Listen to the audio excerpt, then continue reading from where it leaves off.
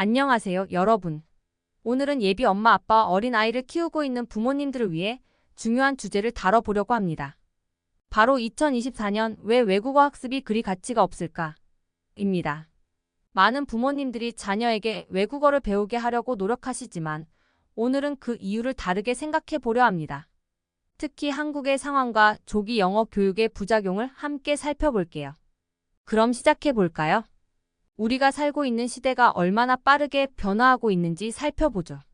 디지털 혁명, AI의 발전 등 다양한 기술이 등장하면서 언어적 요구도 변화하고 있습니다. 이제는 기계 번역과 AI 기반의 언어 학습 도구들이 발달해 실제로 언어를 배우지 않더라도 의사소통이 가능해졌습니다. 예를 들어 구글 번역이나 다양한 번역 앱을 통해 원하는 정보를 손쉽게 번역할 수 있습니다. 이러한 도구들은 외국어를 배우는 것의 필요성을 줄여주고 있습니다. 한국에서도 영어를 포함한 여러 언어의 번역 도구가 활성화되면서 많은 사람들이 언어 학습보다 기술을 활용하는 경향이 늘어나고 있습니다. 한국에서는 영어 유치원과 같은 조기 영어 교육이 인기를 끌고 있습니다. 많은 부모님들이 자녀에게 영어를 조기에 가르치려고 노력하지만 이러한 교육이 꼭 긍정적인 결과를 가져오는 것은 아닙니다. 조기 영어 교육이 오히려 아이들에게 스트레스를 줄 수 있습니다. 어린 아이들은 언어 습득 능력이 뛰어나지만 강제로 특정 언어를 배우게 될 경우 자연스러운 흥미를 잃을 수 있습니다. 결과적으로 자녀가 언어에 대한 부정적인 인식을 가질 수 있으며 이는 언어 학습의 즐거움을 빼앗을 수 있습니다. 한국 사회도 점차 다문화 사회로 변화하고 있습니다. 다양한 언어와 문화가 공존하는 환경에서 자녀가 외국어를 배우는 것은 점점 더 자연스러워지고 있습니다. 부모가 자녀에게 특정 언어를 강제로 배우게 하기보다는 다양한 언어를 자연스럽게 접할 수 있는 환경을 조성하는 것이 더 효과적일 수 있습니다. 예를 들어 다국적 친구들과의 상호작용이나 다양한 문화 체험을 통해 자녀가 자연스럽게 언어를 익힐 수 있는 기회를 제공하는 것이 중요합니다. 많은 부모님들이 자녀에게 외국어를 가르치고 싶어 하지만 이 과정에서 학습에 스트레스와 압박감이 생길 수 있습니다. 한국의 조기 영어 교육은 특히 경쟁적이며 아이들은 성과를 내야 한다는 압박을 느낄 수 있습니다. 이러한 경험은 언어 학습에 대한 부정적인 인식을 초래할 수 있으며 결국 언어를 배우는 것이 즐거움이 아닌 부담으로 여겨질 수 있습니다. 차라리 자녀가 흥미를 느끼고 즐겁게 배울 수 있는 활동에 집중하는 것이 더 중요할 수 있습니다. 예를 들어 다양한 언어를 사용하는 동화책이나 애니메이션을 함께 보는 것이 언어에 대한 흥미를 불러일으킬 수 있습니다. 우리가 배우는 언어가 실제 생활에서 얼마나 유용할까요? 특히 어린 아이들에게는 실용적인 언어 학습이 더욱 중요합니다. 한국의 교육 시스템에서는 영어가 중요한 과목으로 여겨지지만 실제로 생활 속에서 얼마나 활용될까요? 자녀가 자주 접하는 환경에서 사용하는 언어를 배우는 것이 더 실용적일 수 있습니다. 예를 들어 영어는 글로벌 언어이지만 특정 지역이나 문화에서는 다른 언어가 더 유용할 수 있습니다.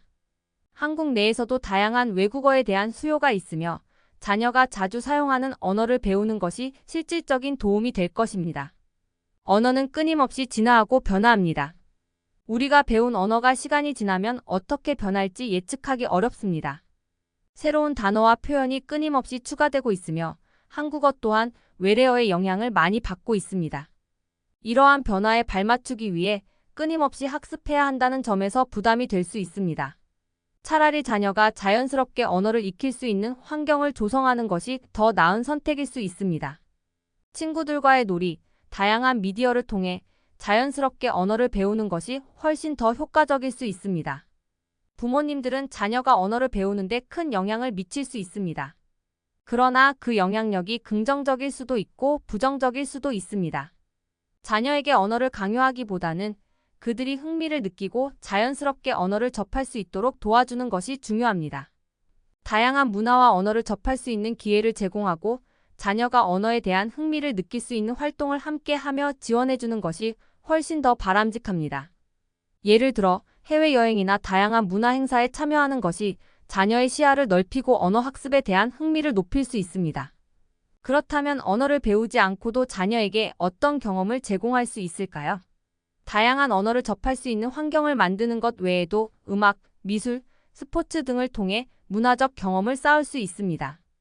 예를 들어 다양한 국가의 음악을 함께 듣고 춤을 추는 것은 언어 학습의 대안이 될 수 있습니다. 또한 세계 각국의 전통 음식을 함께 만들어 보면서 문화적 이해를 높이는 활동도 좋은 방법입니다. 이러한 경험은 단순히 언어를 배우는 것을 넘어 자녀의 전인적 발달에 큰 도움이 될 것입니다. 결국 2024년의 외국어 학습은 단순히 언어를 배우는 것이 아니라 그 언어를 통해 무엇을 얻을 수 있는지를 고민하는 것이 중요합니다. 자녀에게 외국어를 배우게 하는 것이 무조건 좋은 선택이 아닐 수 있습니다. 특히 한국의 조기 교육 현실을 고려할 때 자녀의 흥미와 자연스러운 언어 습득 환경이 훨씬 더 중요합니다.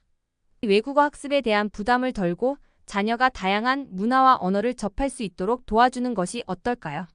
자녀의 전인적 발달을 위해 함께 즐거운 경험을 만들어주시는 것이 중요합니다.